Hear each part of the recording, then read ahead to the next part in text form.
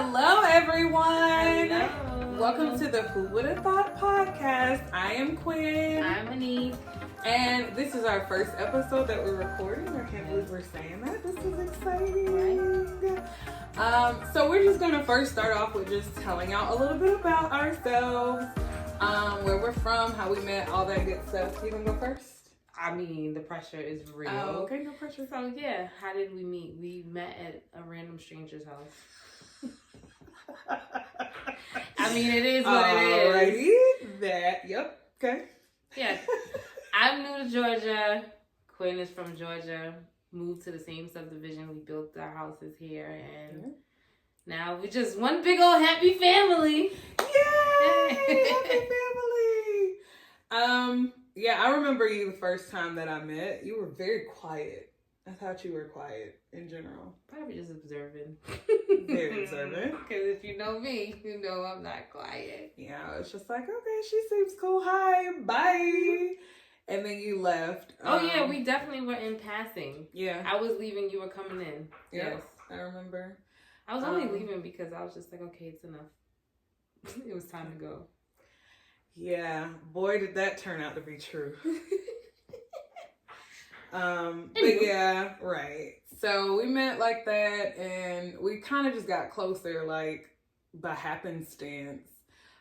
We formed a little Real Housewives of Tequila group. Oh, I hate that term. Nobody hates that term more than me. No, it was kind of a Real Housewives. It wasn't. But we were Real Housewives of Tequila. We thought we were doing it. It was about 12 of us in a group chat. And things were going great for a little while. We were meeting up, linking up, having fun. And then some personalities just started clashing, and it turned out to be no good.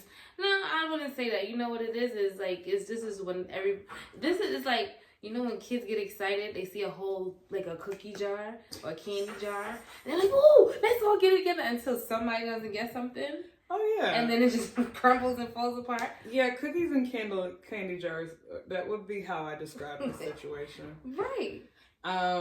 So, yeah, everybody kind of started going their separate ways, but me and Anik just kind of normal human beings would do. Yeah, it's normal. And me and Anik just kind of locked in and clicked a little bit more, especially like when you lost your grandma. Yes, I think that's what did it. That's what solidified us, because I hold everything close to the chest, and then I get real quiet. And you're like, you're quiet. I'm like, okay. But hey, I still have the plan that you gave me. A year later, going on 2 years. Look at that. See? It was meant to be. That's exciting. And then my nephew passed, and you were really there for me. And then my sister-in-law passed, and that was just a whole thing. So yeah, we've been locked in ever since then. Right. So we're gonna tell you guys a little bit about ourselves. So you go first. Okay. I'm originally from Savannah, Georgia, Seaport. And I came to Atlanta originally when I went to college. I graduated from the Spelman College. Right. And I never left Atlanta. Met my husband here, and we kind of got locked in. We have a baby now. She ain't a baby no more. She's 4. What else? I'm the oldest of 5. I have 4 younger brothers. They all have different personalities. I'm sure you'll learn about them as we go along in our podcast journey, because they are just really good material. So that's it. And, we settled down in Tequila. We love it here. Our neighborhood is beautiful. The people are a hoot. And so, that's a little bit about me. Your turn. I swear to God, every time we think about this neighborhood and like friendships, I always cringe, because it's just kind of like the wildest things happen to me for no reason. Wild. Okay, well, that's another episode for another day. But, however, yes, I'm Anik again. I'm from the Bronx, New York. Stand up. But I'm also Caribbean. I'm from Antigua, both parents. I am my mother's only birth child. I am my father's oldest daughter of 12. Yes, 12. Don't even ask. He's more than a Rolling Stone. If he could have more, there'd be more. But Pops, chill out. Right. Chill out. Stop. So for all those who have a lot of kids, stop. But yes, and I have 2 beautiful babies. They're not babies. My son is 12. My daughter is 4. Yes, and I do love it here in Zocula. I came up here to get away from the people. I intentionally didn't move to the city. And everyone in my family like, oh, you moved far. You're moving out bush. Yes, I did move to the bush, away from the madness. But what does that mean? Just like the boonies? Yeah. That's the Caribbean talk for moving to the boonies. Okay, got it. So that in city life, suburban life, we're past suburban life. We are, well, let me start over. When we first got here, it was rural. Now it's like straight suburbia with all the development. But again, that's another topic. We're moving up in the world. We are. I came here, I was working from home, so I had all the time in the world to lollygag and get in the mix of the, the stuff. The drama. Not drama, it's drama. And then, which is crazy because I didn't see it coming. I thought everything was fine, and then drama happened. And you know who had all the drama? All the work from home moms. Everybody who's working from home. Not one person that got in a car. Am I lying though? Yes. How? Because nobody that was in the drama drove to a job site. That is so wild. I didn't even know it was drama until whatever. Anyhow, back about me. Yes, I'm coming from New York City to the South. Why did I do it? I don't know. I just came down here and I felt like I belong here. We were living in New Jersey, and I had my baby. And our first home was like what it was, our first home. So we were already outgrowing it. So we were looking in Jersey for something bigger. But it was just crazy because the houses that we were looking at, they were like 740, 800. Yeah, 740, 800K. And then I came down here to visit, and I went to visit 2 people. I knew someone that was living in the city. And I was just like, this is not, nothing that I felt rushed to. But then I have a homegirl who moved to Covington. And I was just like, oh my God. 300? Oh, baby, we could pack it up and let's go. And came down here and, found my groove. And because it ain't been that cheap ever since either. No, because the house is right outside. Is like $1 million. That the new houses that's building down the street, $1 million. I'm like, you know what? No, thank you. We're gonna come up in the world. Our property value is going up. And people are selling their houses too low, but yeah, they are selling their houses too low. But that's another subject for another day. So you're glad you came to Georgia? I am. Outside of me having my first bout of racism here in Georgia. What happened?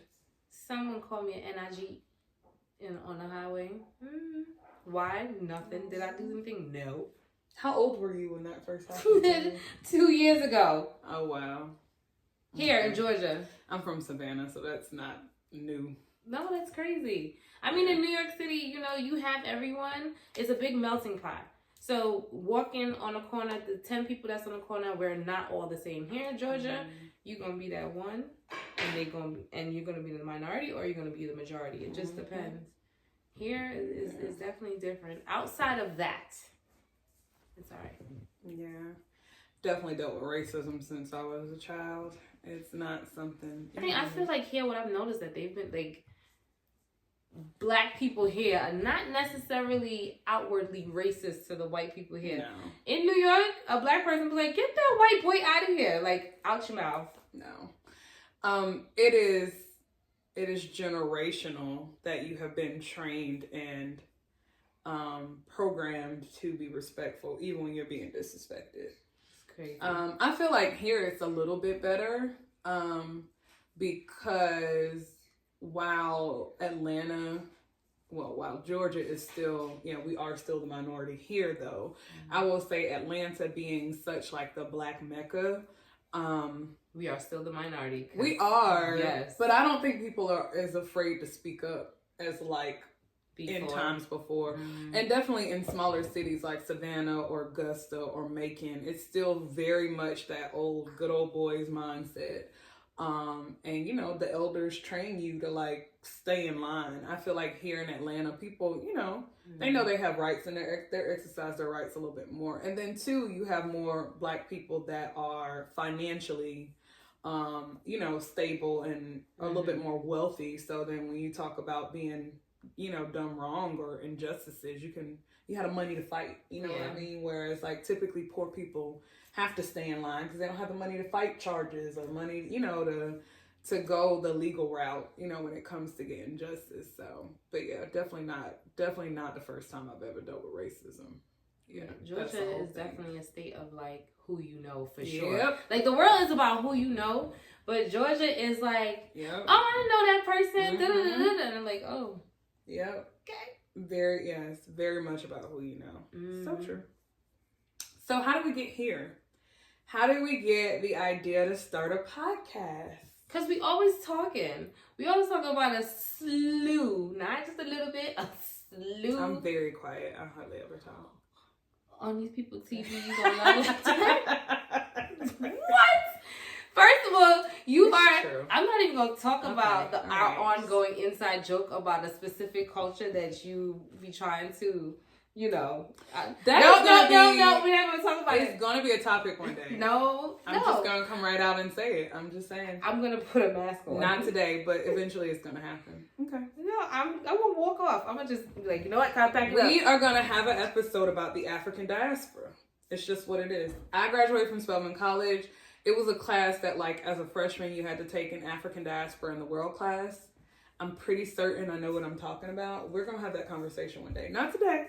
Ain't got to be today. But I'm just saying, we need to talk about the African diaspora. Morgan State University. I need you to come to the front of the room because we are very pro-Black at Morgan State University. Yes. I don't know what they do it over at Spelman, but ooh. African diaspora. People need to understand where they come from. No, I think we definitely understand where we came from. You just, you know. I'm taking it back a little bit further. We're going back a couple more generations. Yeah, our personality types are such that I am very sarcastic. I'm only halfway serious most of the time. Right? Would you agree with that? I am halfway serious majority of the time. You know. And then I'm serious hardly ever. First of all, this is the only person I've ever seen when they serious, they're smiling and laughing at the same time. So the halfway serious is just kind of like, I don't know, because she's looking. She laughs at everything.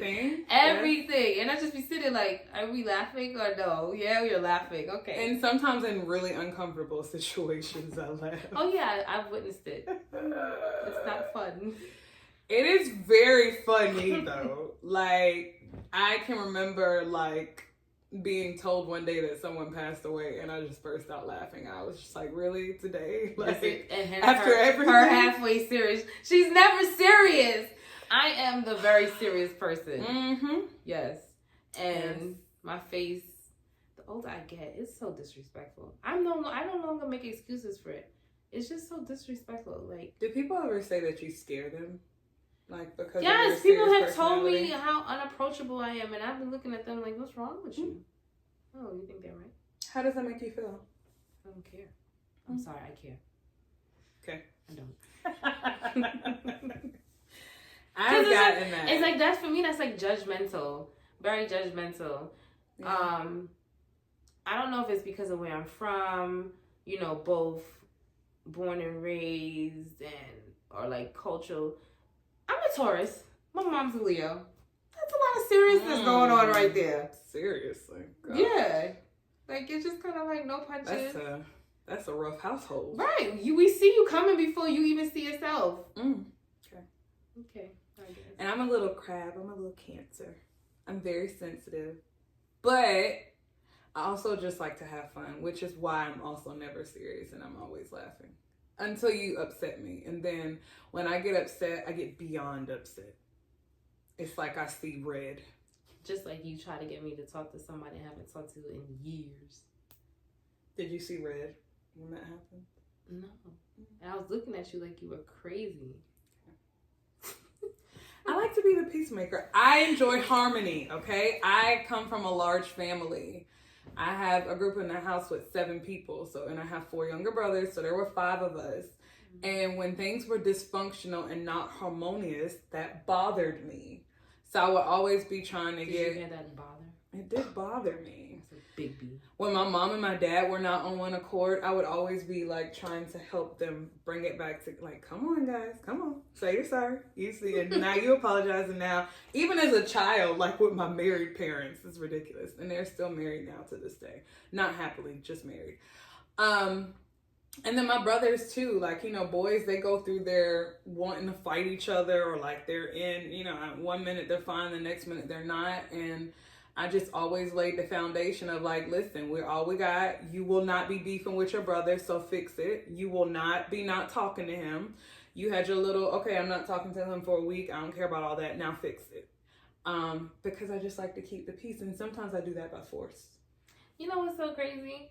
It's like anytime I hear about people, even including my family, like when all the siblings living together, it sounds like, from an outsider like me, it sounds like a wild time and it's exciting. Wild. But then sometimes when I hear it, I be like,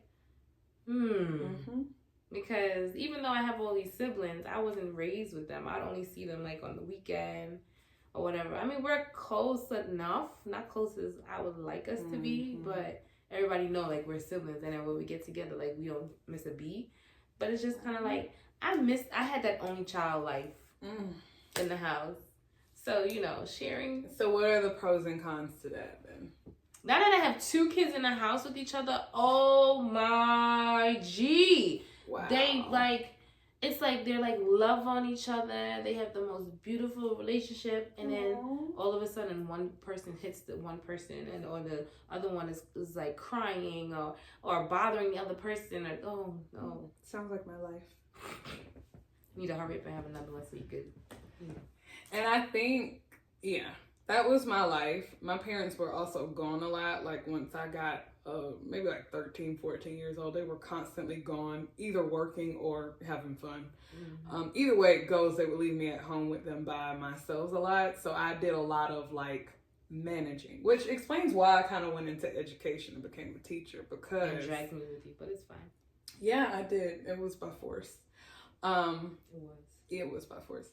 But just managing them, like sit down, be quiet. You hungry? Everybody come eat at one time. Sit down, eat your food, then go back and play. Don't hit him. Don't touch him. Don't do this. Don't do that. And that's still kind of my life. Like even when they come over, and they're all ages 20 to 31 at this point now, and it's still like herding cats. And you don't really herd cats. You herd sheep, but they're like herding cats because they just doing their own thing. They're always dysfunctional. It's just always something going on, and one has this going on, one has that going on. So, like I said, we'll talk about them later because you know there's tons of material there. But yeah, why you say I dragged you with me for education? I feel like it's your calling. I was hoping that went over your head, but it's fine. Nope. No, because first of all, I want to say my grandmother died. What is this in 21? No, I don't 22. know. 22. I don't know my number. She died in. I moved here in 21. She died in 22. Then I got laid off from Meta. That's kind of ended like my whole recruiter HR career, which is crazy because I thought it would have been easy for me to just get back in, especially coming from the company I came from. But you know what the crazy part? The reason why it was hard for me to get back in is because of how much money I was making, and nobody wanted to pay that much money. And that sucked, and it was like a low blow. And you were like, oh, just go substituting. So let's just say substituting November, you had told me, I was just like, oh, no, child, no. And then I was just like, no. Here we are, October of 2023. And I'm interviewing to be a teacher. I thought it was going to be part-time or like a sub, whatever. No. On interview, full-on job offer, like, oh, what grade do you want? I was like, 5th grade, okay. And here I am. Fifth grade was a good time. It was. I mean, I taught 5th grade most of my teaching career. It was a good time. Yeah, I just can't believe after 13 years in corporate world, I'm in a school. Love the kids. So, you know. Yeah. They're mine. Aww. All 8 hours, 10 hours of the day. Yay! Love the kids. No, seriously. Yeah. No, I mean, every person that I encounter that's going through like a career, stagnancy or like trying to figure out what their next move is, I always suggest education. It's one of those things as to where, every day is a new day. Mm-hmm. You get to learn so much about yourself. And when you're a good person, even when you're working on the skill of teaching, if you are a good person at heart, like those kids learn so much leaps and bounds from you, than just having somebody in there that doesn't care. You know what I mean? Having a substitute in there that doesn't care. It really is an act of service. And they pay us like a little stipend. But more or less, they don't pay us. They don't pay us.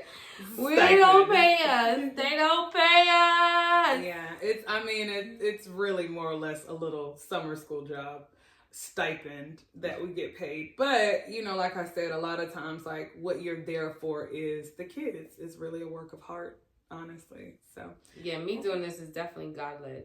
I'm glad you came with me. Me too. I don't regret. I have no regrets. It's good.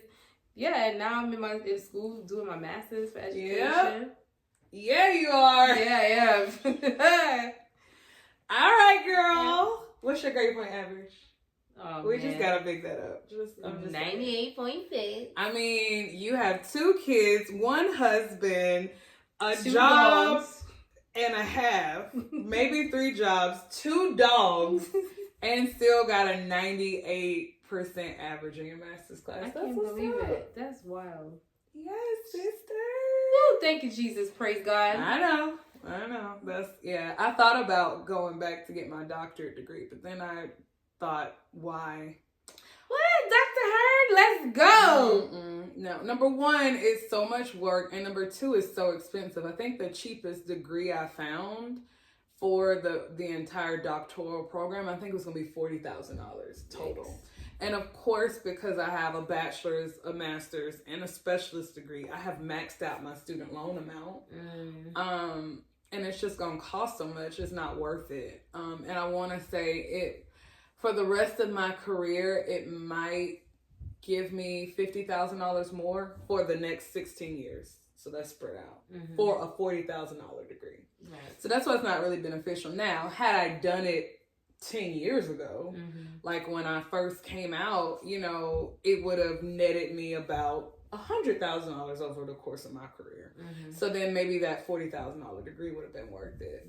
And while I know I could do the coursework, do the research, and get my degree, I just don't know if that's what I want for my life. I don't know if that's who I aspire to be at all. Says the lady that wears a million hats.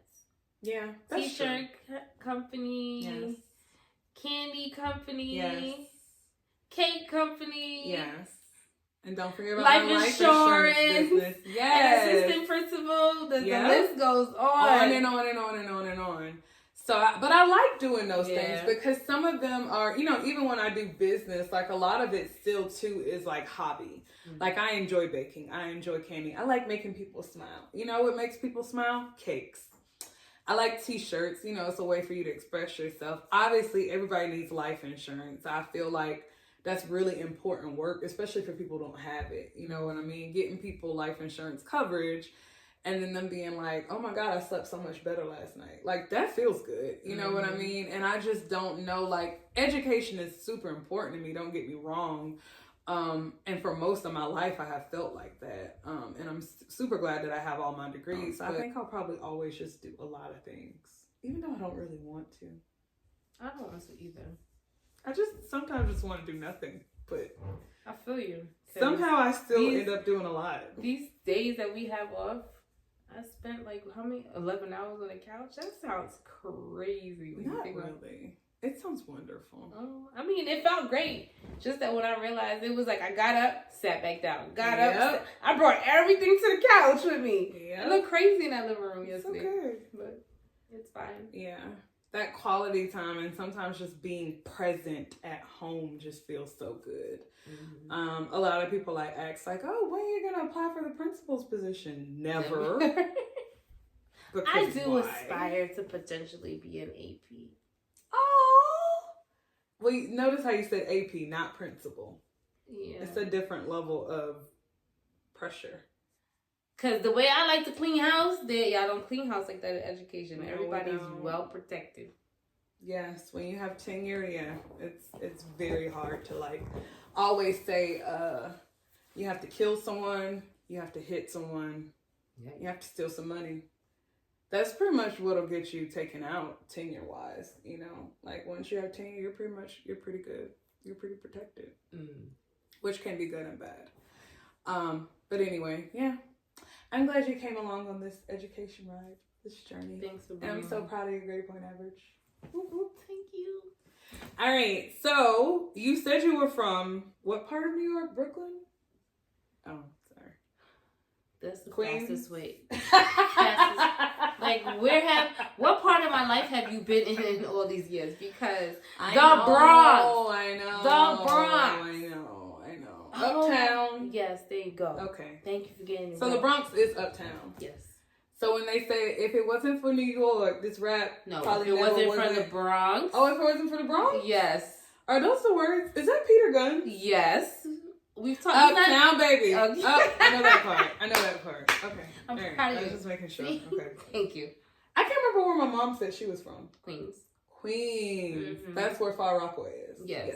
Yes. My family is from there. Yeah. I've never been. Well, I have been there once, but I don't remember because I was like 5. I want to go there again though. Mm-hmm. I want to go to all the different boroughs. Okay. And like meet people. See, and then here comes the South. Who do you want to meet? Who do you want to meet? Do you remember the guy from BET? Do you remember Hits from the Street? Yes. Yes, right? Like how you just used to go out on the streets and talk to people. That's what you want to do? You want randomly. Good luck. They might not answer you, but you know. I want to go and be like, hey, yo, like, why is Queens the best borough? And then let them tell me. And then go to like and let people show me like. We're going to do this in the summertime, and I'm going to record these interactions. Right. I want to do that. They'll You don't probably think that would be you fun? because you're gonna look at you nodding your Yeah. head. Because I don't know. Like, I don't know anything. I don't have loyalty to one. I just want to know why the people feel It's so their great. borough is the best. Because it is. It's where you're from. Represent. I know. That. I mean, doesn't that sound it kills me that people stay riffing on the Bronx, talk about how dirty it is, da da da da. There is a section of the Bronx that is dirty. Yes, absolutely. But I also lived in Brooklyn. East New York, the dirtiest parts. Or Bushwick, the even dirtier part. Oh my god. I mean, I love all my Brooklyn people. My husband's from Brooklyn. But it's just yeah, he's very Brooklyn. You can read it all over him. But, and however. What does that mean? What is very Brooklyn? There's just something you could see. Maybe, like here, I know someone's from Atlanta, certain parts, just the way they talk. Ooh. It's not an accent, it's the tone. It's the non-verbal communication. But it's actually verbal. I don't know anything about this. Right. Okay. The way they talk, I was like, what he say? I don't know. I don't even know what Ray says sometimes. I'll be like, what? But, my husband's from Decatur. So, Where's Greater? So. Yeah, we've been doing that for a couple of years now. But yes. I get what you're saying. No, it is. I mean, I guess it's like that everywhere because parts of Atlanta are like that. Like Decatur to me is always like very, very down to earth. Like, and what's that part when the girls, they always got all the colors in their hair? And then they be talking like the bottom of the barrel. That's probably West Atlanta. See? Shout out to West Atlanta. So they're like Caribbean, the Caribbean people. They're not Caribbean. Yep. They are American. They're from Atlanta. They might be. But baby, if you was to think about like dance hall queen, some of them over there is like dance hall queen visually. Well, I don't know. Maybe that's East Atlanta.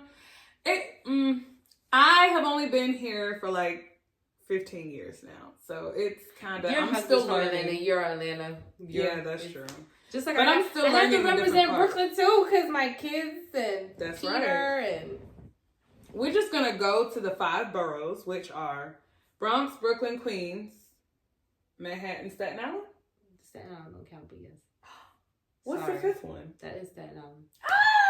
I named all of them. Look at you. Good job. I've been working really, really hard on my cultural awareness. So Praise God. Shut up. God. Shut up. Sorry. Shut up. This is gonna be a different episode, and I'm just gonna say it, and it's just gonna be done. I don't want to ever. Okay. I'm just gonna bloop you out. Because the comments are gonna like blow out of control.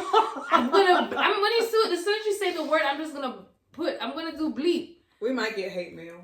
Yeah, so Do people even mail anymore? we're not gonna ever record that episode, so you can forget this. So as you can see, this is not a one-time thing. We are going to be in your face. We just have a lot to say, and it's just a lot of things about who would have thought. Because who would have thought Bronx girl, Savannah girl would be sitting in good old Decula, Spelman, Morgan State, and living, just where's living. Morgan State, Virginia. You're so disrespectful. Pennsylvania. Oh, it's somewhere up north. Virginia. No. Stop guessing. Let me stop you now. New York? Baltimore. Oh. Maryland. Maryland. I was close. Close, but no cigar. Virginia is very close to Maryland. Close, but no cigar. Oh, okay. Sorry. Different state. I do feel ashamed because I should know my HBCUs a little Yeah, more. but Spelman think they the only one, but it's fine. Well, I mean, you said it, not me. Whatever. You can tell a Spelman girl, but you can't tell them much. That's the saying. It's really true. Now I just need birds to fly over my head. I'm like, what? I'm just saying. You can tell a Spelman girl, but you can't tell them much. Okay. It's like one of those Southern sayings, you know. Like every bathtub has to stand on its own bottom. You never heard that before? My boss says that all the time. No. You know, someday every bathtub has to stand on its own bottom. And do you know what that means? No. You eventually have to figure it out for yourself. Like one day nobody's going to do it for you. But they say things like that, like, I know Caribbean people have a whole bunch of those. Next time I'm gonna come with a whole list because my uncle sometimes he be talking a whole lot of lists of things, and I'd be like, "What?" Lots of metaphors. I love metaphors. They're fun to try to decipher them. I guess. Yes, but yeah, we're gonna be twice a month.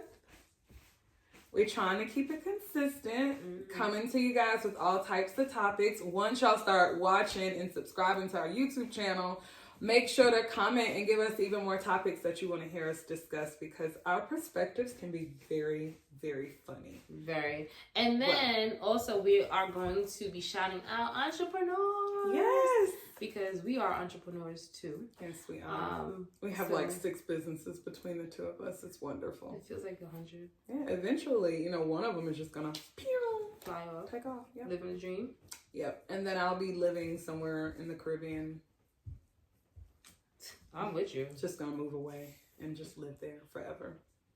I don't see anything wrong. Yeah, I might go get one of those P. Diddy islands. I'm sure they're gonna be up for sale soon. P. Diddy Island. Not with P. Diddy on it, just an island that he used to own that is now for sale at a discounted rate. Who would have thought this is where we would be at with P. Diddy and all his exposure? He began, it's like one of those things, like every year something new. Because one, it was like Epstein, Bernie Madoff. Diddy? Bill Cosby. Did he do it? Oh. Bill Cosby. Yeah, every year something new in it. Yeah, Bill Cosby probably definitely did it. No, he definitely did it, but there's a lot of people talking. It's really a little bit scary. But now instead of saying no homo, people say no Diddy. Did he do it? Which is so awkward. So what is another who would have thought moment? Who would have thought Biden would have dropped out of the presidential race? I would have thought that. It was a good decision. You know, some people keep saying he's not even alive. Think about it. When is the last time you seen him make a public appearance? I mean, I can't think of the last He has not been in any of Vice President Harris's running. The man is not dead. I don't think he's dead, but somebody brought it to my attention, and I was like, okay, who would have thought Vice President? Social media people are wild. They are out of control. This is not someone on social media. This is someone you know, but we will not. Really? Yes. Oh my gosh. I don't know. Now that I think about it, I don't remember the last time I've actually seen him. So, oh my God. It sucks. Somebody say a prayer for Joe, though, because shout out to that man. Yeah, Joe. Make a cameo, Joe. We want to see you. Show us proof of life. Oh my God, I never thought about that. What else is a who would have thought moment? I don't know. At one point in time, I used to feel like who would have thought I would have had a kid? Oh, girl. Who would have thought I would have had a kid? 2 kids, 2 dogs, a husband. One husband. I thought I was going to be the auntie sitting on the couch for Thanksgiving, like, you know, them your kids. Yeah. Like your auntie babies. Same. It took me probably like 30 years to want to have a kid. And then I had Rylan at age 31, so. I do want another one, though. You have to have one. Come on, catch up. I'm waiting on you. Yeah, catch up is crazy. But so is daycare prices, so that's where we're at with that. Ooh, one more year. Can't wait, and I am.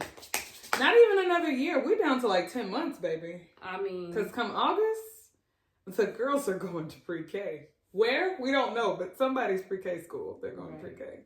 I'm so excited. So we only have $10,000 more to pay. That sounds crazy too, but it's $1,000. I mean, $1,100 a month. It's another $10,000, and we'll be done. It'll be great. I'm ready for one more though. What about our houses? Who would have thought? Like, don't we love our homes? Absolutely. Our neighborhood? That was like a big thing. Yeah, it's a blessing. And in my mind, I was like, my second house, owning a second house. Yep. So now I'm just trying to get some money up so I could invest in something. Seriously. Since I'm in Georgia, I want to invest in land because you could do way more with land than you could do with a building. Because I want to be someone's landlord. Yeah. I just saw one of my fellow Savannahans, actually, Flau'jae Johnson. She played for LSU. She's from Savannah, Camouflage daughter. She just bought 20 acres here in Atlanta. Yep.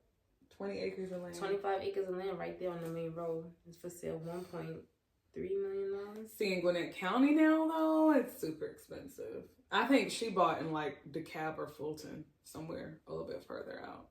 But smart girl. Like, to be thinking about, you know, I'm sure she also has like Lambos and, you know, Rolexes. But to also be thinking about owning land, that's a big deal. And I think she says she wants to develop it.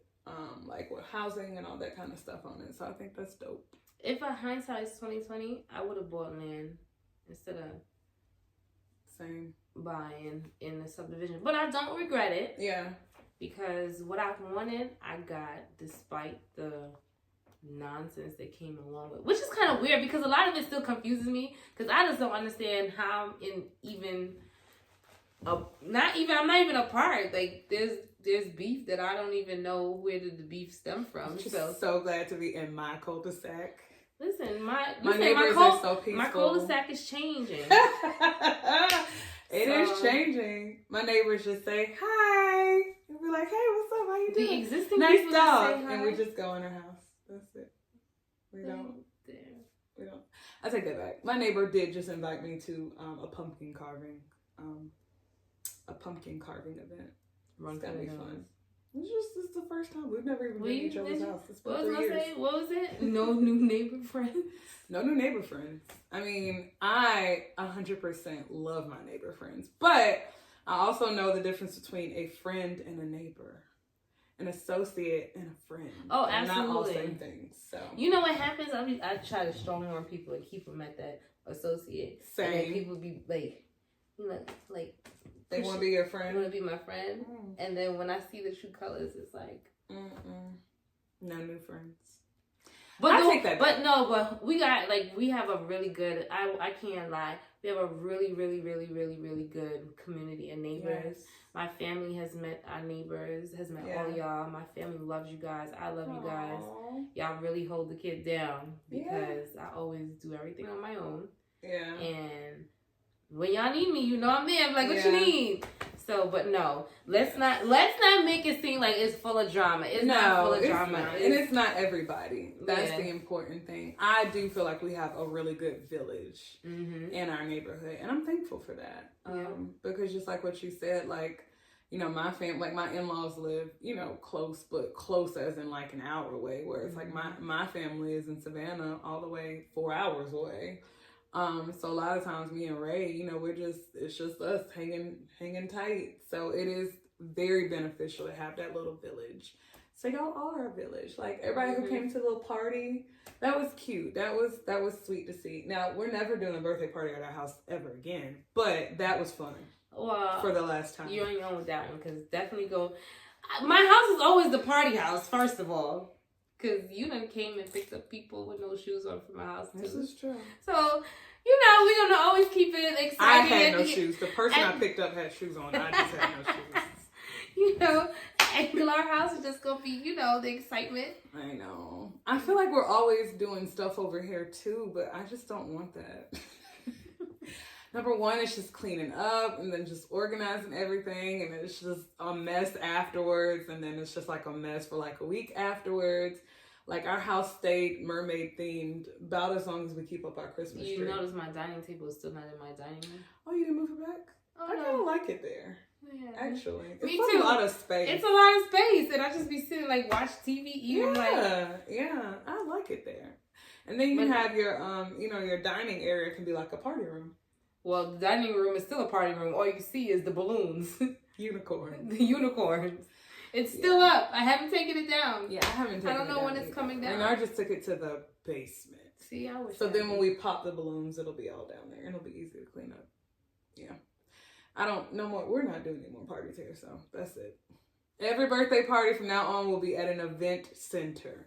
You know, catch air, jumping place, Chuck E. Cheese's, spa. I don't care. A park for all I care. Just not my home ever again. We will take the balloon arches to the park. It's just never going to be in the house again. Ever. Okay? Okay. I'm glad we got that clear. And it's on camera, so like now I can't back out. Never again. Oh, I don't even care what is on camera or not. Because something's going to happen here. Whether by force or by like happenstance. As long as it's not a kid's birthday party, I'm fine with that. Like we can do like a little as a matter of fact, if we didn't have Wait, let me stop you. Okay. First of all, your kid party was done at 4 p.m. Yeah. It was all adults after. We didn't go to sleep until midnight. Exactly. I was so exhausted. Quenisha.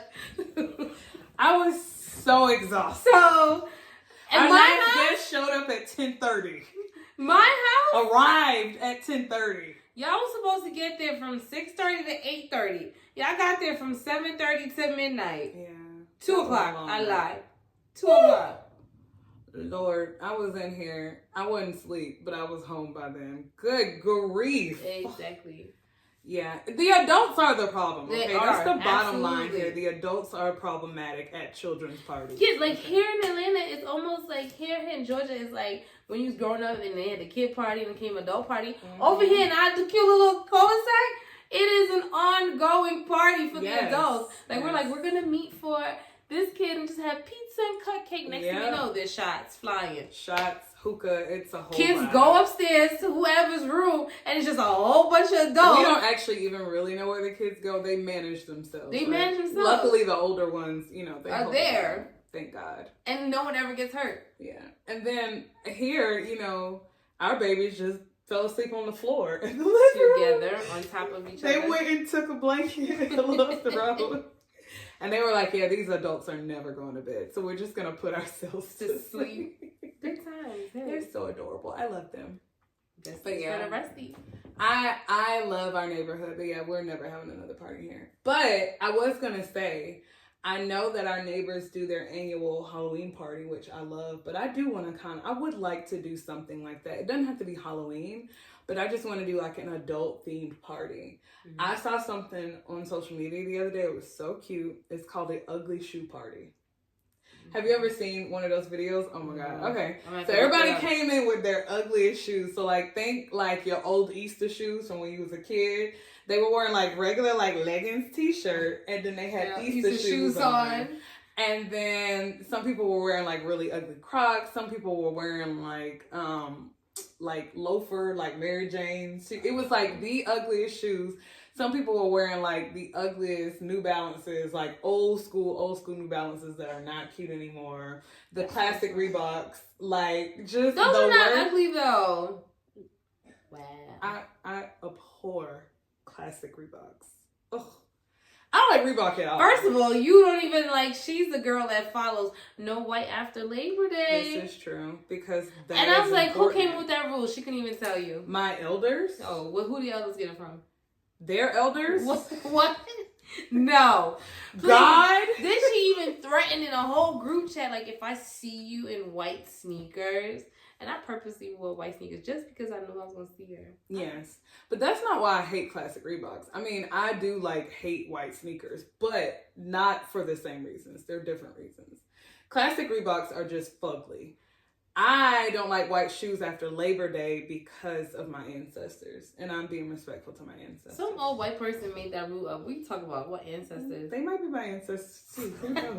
Oh, here we go. Way African down the line. diaspora. I don't know. Yes, I'm the just African saying, diaspora, it's a she stated. It's a thing. That's I'm just cool. saying. All right. Well, But I do want to do an ugly shoe party. Okay. Like the ugliest shoes you can find. And then everybody, when they come in, they gotta like walk in the door and everybody like records their little snippet and they gotta do a dance with the ugly shoes on. It's so funny. So who said she's not having another party? Somebody, well, not another kid party, you're Okay. right. Somebody wore, you know, the little slides they give you when you leave from getting a pedicure. Somebody wore those. The paper slippers?